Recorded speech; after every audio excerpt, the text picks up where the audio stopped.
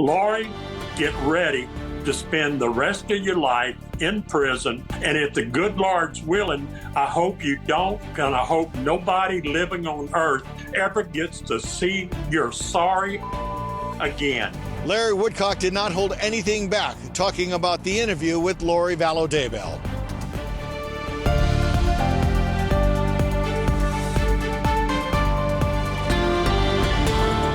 Convicted murderer Lori Vallow had a lot to say in a nationally televised jailhouse interview, but it may not be what you were hoping to hear.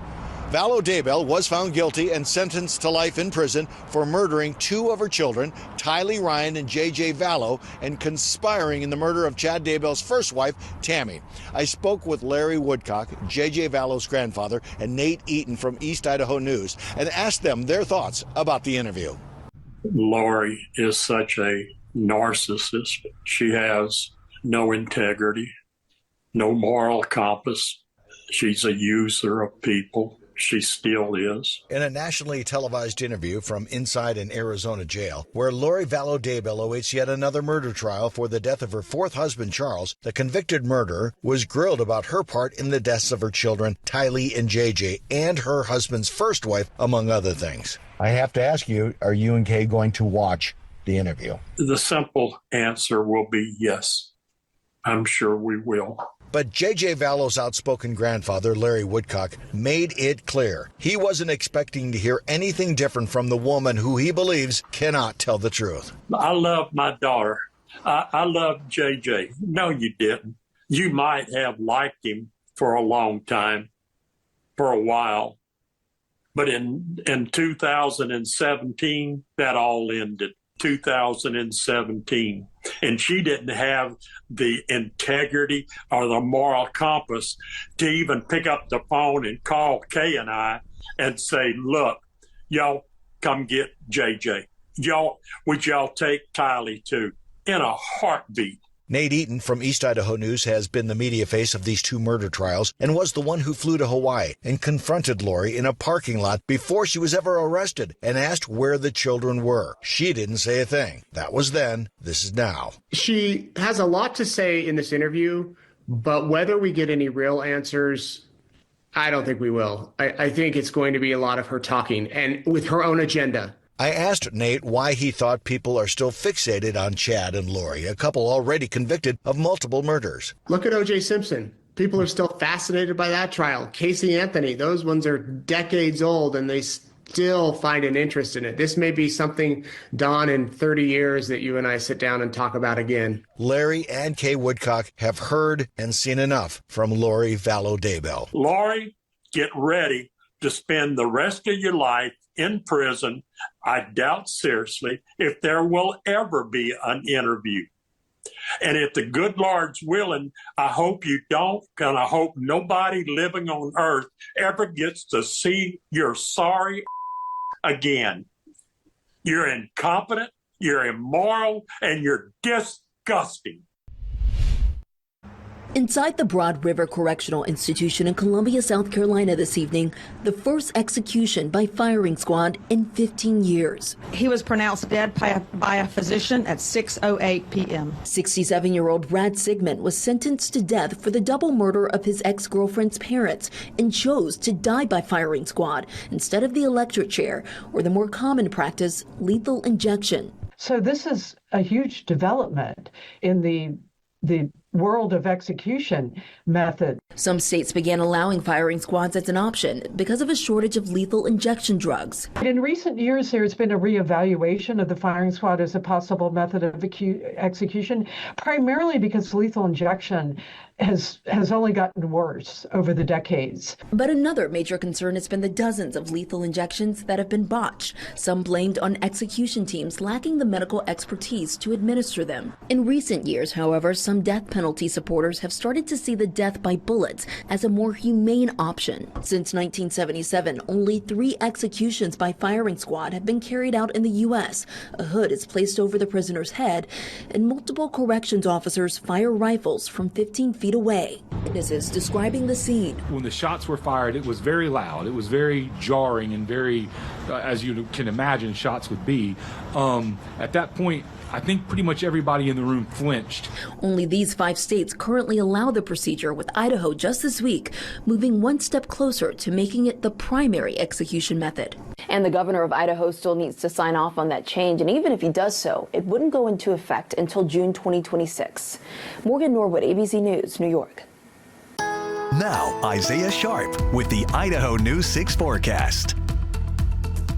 Good evening, everybody. I hope you had a lovely Friday. Really nice conditions across the board. We had beautiful skies, wonderful temperatures, a little bit of wind that was still carrying on over from yesterday. We had a wind advisory that lasted up until about last night at 11 o'clock. But you can see right now, earlier today, we were up into the 20s, fell into the teens for the afternoon shows, and now only 3 miles per hour. Those temperatures dropping on top of that as well. A quick look at the beautiful Bogus Basin up at the top of the mountain. Lovely to see. I really got to hit the slopes when they're doing their night skiing soon, especially with daylight savings time coming up. That sun is going to be lasting a little bit longer, and so not until 7:30 will it be going down. A quick look at some of your weather headlines. That wind is starting to calm. I showed you the example just a few moments ago. A warmer weekend is ahead weather-wise, and finally, winter's last push, question mark. Maybe I'll have an answer to that coming up in my main forecast.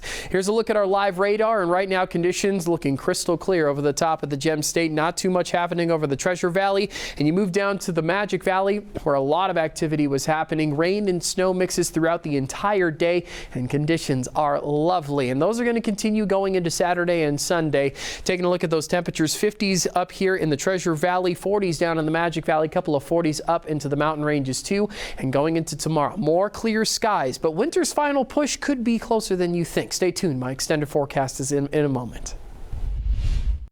A new piece of legislation introduced in the Idaho House Education Committee today could change how the state keeps track of student demographics. House Bill 382 would collect the immigration status and nationality of all students at Idaho schools from K through 12 and in-state higher education institutions. From there, the information would be posted on the State Department of Education's website. Nampa Representative Steve Tanner says there's as many as 112,000 people living in the state that are foreign-born, but that the state needs statistics when it comes to schools. What kind of accommodations need to be made, and for how many? How many students are we talking about? We're asking only to add 2 bits of information to the demographic record, and that is the immigration status and nationality. Representative Tanner said all other student information would be kept private. The bill advanced through committee and will now be introduced in the House. A bill redefining parental rights in education has advanced through the House. House Bill 351 would ensure parents could access class materials, including textbooks, online. It would also give parents the right to observe school activities, including classroom observation, with prior approval from the teacher and the principal. It would also allow parents to withdraw their children from certain activities if the parent believes those activities harm the child or conflict with religious beliefs. The bill now moves to the Senate. And a bill declaring a cursive emergency is headed to the governor's desk. Senate Bill 1044 aims to require all students to be proficient in reading and writing in cursive by the end of 5th grade. Idaho schools will have to comply with new guidelines and assessments for cursive writing by next school year. The bill is now headed to the governor's desk. You have to know more than the men that are around you. That is just the reality of it. Can Boise's construction landscape become more inclusive? I'm downtown Boise neighborhood reporter Riley Shoemaker with more on the women who continue to break barriers in the traditionally male-dominated industry. Heading into this weekend, your skies are going to be high and dry. Warmer temperatures on the way, too. But is that the end of winter weather? Coming up in my extended forecast, we'll talk about winter's final push into Idaho. Now, Isaiah Sharp with the Idaho News 6 forecast. Temperatures getting fairly close to 30 degrees, but not as much wind as what we saw yesterday. We still had some pretty impressive gusts. Yesterday, the highest that I saw was about 45-mile-per-hour gusts. Today, 36-mile-per-hour gusts, so about 10 miles just about below that. But as you can see, not a lot of activity and really clear conditions. If you step outside, the moon and the stars are looking lovely tonight. And here's weather conditions right now. Really clear conditions, and it's all in part because of this high pressure ridge that is making its way into Idaho. Idaho. That low pressure system very much to the south of us, right over the top of the Four Corners states over Colorado and Utah. But we're going to be seeing a nice bump in temperatures because of this guy right here. So let's take a look at this system making their way into our region. And as you can see, those cold conditions are expected to be pushed on over as that high pressure ridge comes on in, bringing in nice conditions for this weekend. We're also going to be gaining an hour when it comes to the afternoon. You're going to lose an hour of sleep, but gain an hour when it comes to that sunset. 7:30 past is when we're expecting it to last, which is going to be lovely. Those longer days are coming around the corner, and winter is coming to a close. But that does not mean winter is not going to have one final punch at the end just before we get to March 20th, which is the first day of spring. Going into the next week, around Wednesday, Thursdays, when we're set to see this system start to arrive. And even though all the precipitation is quite the focus, I want to highlight this really deep trough right here. You can kind of see that U shape right on your screen. That is expected to make its way across the Washington, Oregon area and then make its way into Idaho, bringing in a nice dip in temperatures. And so we're going to break into really great conditions. I'll tell you how warm your weekend is going to be in just a couple of moments, but we're going to see a dip in temperatures followed by this precipitation. Rain snow mix is passing on over into the morning time on top of that too, and then really cold temperatures going into next Friday. Take a look at that deep purple that's kind of sitting over the top of us. It's going to be fairly chilly just about 6 days before the start of spring. That's March 14th and March 20th is the first day. So make sure you go out and enjoy this really nice weekend that's ahead, because going into next week, conditions are going to start to shake up. But we don't have to worry about that just yet. Going into Saturday, temperatures breaking into the 60s for Emmett, 50s almost everywhere else. Overnight lows expected to fall into those 20s, a couple of 30s mixed in there too, with mostly clear conditions. McCall is looking mighty fine on top of that as well. 40s expected for McCall and Cascade, 40s for Council, almost breaking into the 50s, 48 down in Pine, and 50s almost everywhere else. Riggins, Idaho getting fairly close to that 60-degree mark with those partly cloudy skies on top of that, making it look very, very beautiful. Here's a look at your McCall extended forecast. And a nice bump in temperatures is expected when it comes to the overnight lows. We'll focus on the highs in a second, but take a look at those teens. Are going to start to rise back into the 20s, which is great to see. And then increasing chances of snow going into Tuesday. Tuesday is going to be kind of the initial start, and I'm expecting it to arrive really into the afternoon time. And then an 80% chance of snow expected on Wednesday, Thursday. Might be that final push for skiers and snowboarders to enjoy some fresh powder. I'm not complaining too much about that, but I would like to see the winter conditions start to ramp on down. Temperatures will take a bump into Sunday and then falling back into the 30s going into Thursday. What does the Treasure Valley have to hold? Here's your extended forecast. Temperatures are going to get up into the 60s this weekend, which is lovely, and it's going to continue going into Monday, Tuesday. Also, make sure your clocks are an hour ahead. We're springing forward because of daylight savings time, but then that fall in temperatures is going to be expected around Thursday, increasing chances of rain Wednesday as well. So be prepared for it. Enjoy the weekend.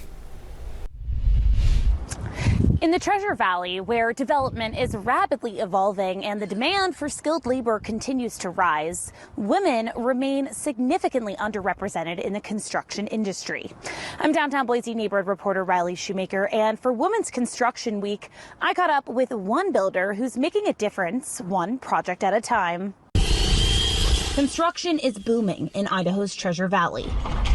With rapid population growth and an increasing demand for housing and commercial development, the industry is stronger than ever. But despite the opportunities, women still make up just 11% of the workforce. One of those women is Mary Peters, founder of Sasquatch Contracting and Treasure Valley Floor Covering and Designs. She started her business nearly a decade ago, determined to raise the bar in an industry where contractors in Idaho don't even need to pass a test to get licensed. I wanted to change how construction is done, and I wanted to change it in my community. We're giving it back to the client. We're putting the control back in their hands. We're educating them, and we're asking them questions, and we're saying, how do you want this done? Efforts to bring more women into construction are growing, with mentorship programs, trade school partnerships at schools like College of Western Idaho or ISU, plus events like Women in Construction Week, helping to break barriers. But Peter says women entering the field still face challenges. Be strong. Be strong and don't doubt yourself. Go in and be very, very well educated in what you're doing. You have to know more than the men that are around you. That is just the reality of it. For Peters, success in the industry comes down to education, experience, and building strong relationships. It's an industry that needs more women. 11% is a low number. We need more women in the industry. Let's do it. Let's go in strong, find a mentor, and have somebody to stand behind you and say, yep, you're doing it right, and just have the willpower to keep going. With Treasure Valley's construction industry continuing to grow, Peters hopes to see more women taking charge, shaping the future of the industry one project at a time. Riley Shoemaker. And for any young women that want to go into the industry, I highly recommend it. Idaho News 6. I'm here on the basketball court where teams from across the Big Sky Conference will face off to see who will represent the conference in March Madness. And I have more from two Boise native players. Going to March Madness is something you kind of always dream of doing as a kid. A chance to play in the NCAA March Madness tournament.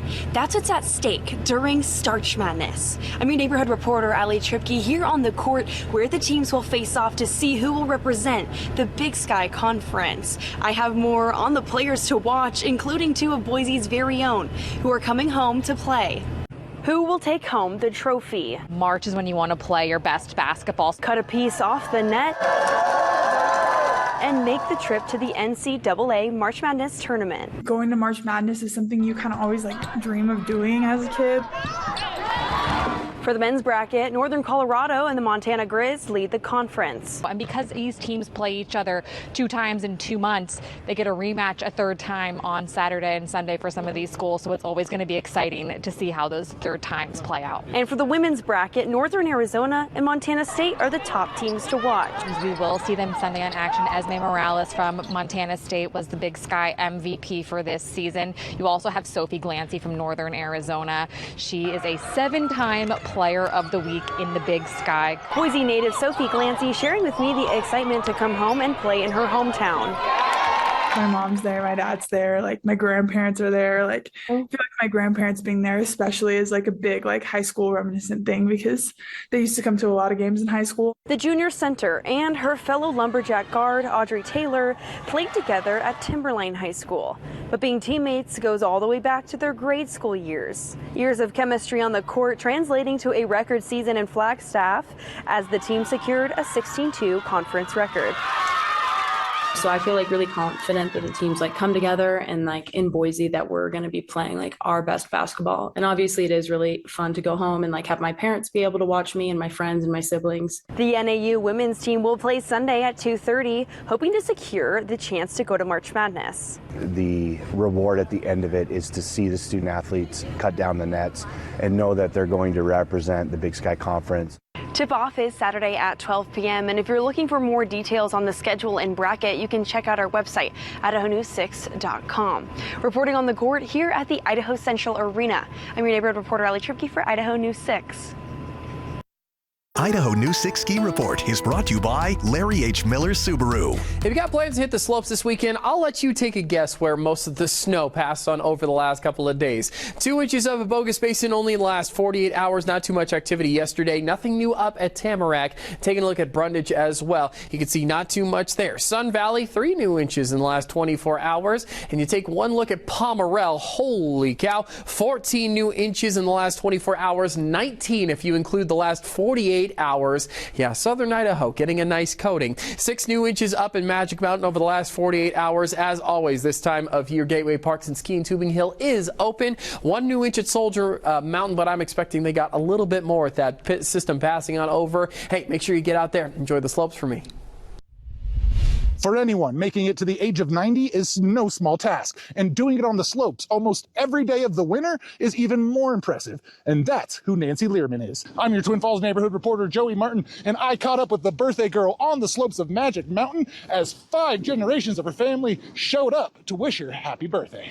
Just darn fun to be able to ski with the whole bunch. For Nancy Learman, life is about staying active. If you keep your body going, it's just going to keep on trucking for you.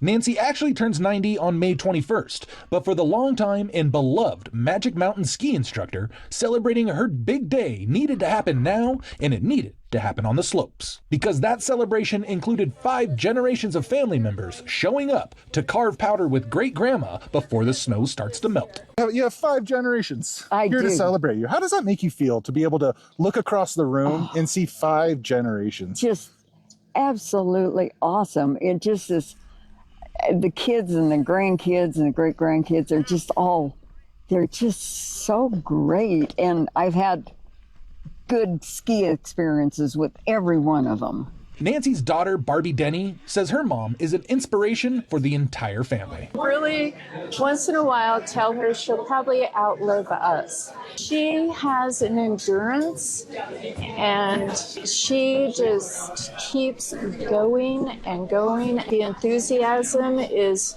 known because of her hoops and hollers. For Nancy, those hoops and hollers can be traced back to one of her favorite memories on the mountain with her 8-year-old grandson. And I said, we pop off the top of the mogul. Every time you pop off, you got to go wahoo. And he just thought that was the coolest thing ever.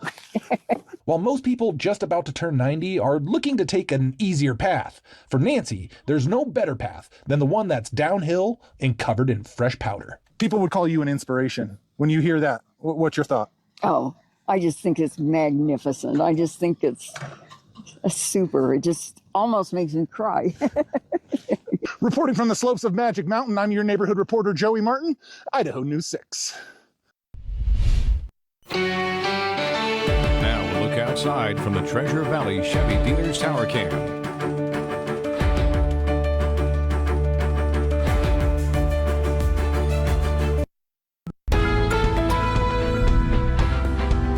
One last look at your weekend forecast. Those temperatures taking a little bit of a climb on top of that as well. 57 expected to be the high with mostly clear conditions. We will break into the 60s going into Sunday. Make sure those clocks are adjusted an hour ahead. Daylight savings time just around the corner.